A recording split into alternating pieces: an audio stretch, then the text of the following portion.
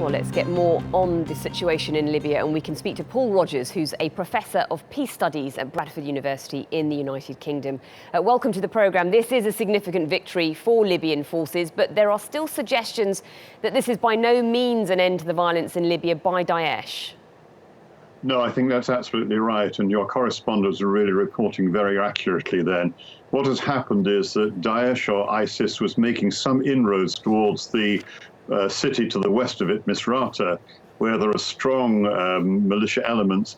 Those have reacted by going towards Sirte, and they've been helped by other militias really linked with the UN-backed government. So in a sense, it's a temporary agreement, a temporary alliance between those two groups.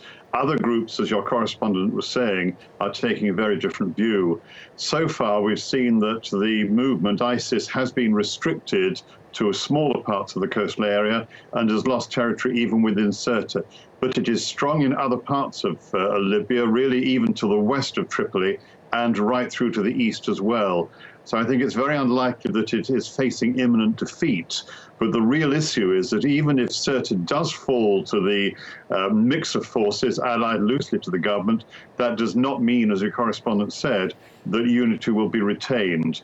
And in some ways, there may be something of a vacuum, which means the other militias may be more active against each other. One hopes not, and one hopes very much that this actually is a serious setback to ISIS in Libya.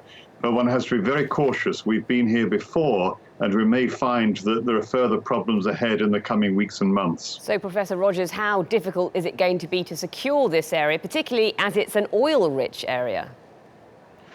Well, one of the issues about Libya is that it is slowly running out of its foreign exchange reserves because it's been able to export very little oil and gas. It is obviously a very potentially lucrative area, and I think this is one of the reasons why ISIS has been so keen to maintain at least a foothold there. Another reason is that historically there have been quite a number of radical Libyans who've actually fought with ISIS and its predecessors going right back to Al-Qaeda.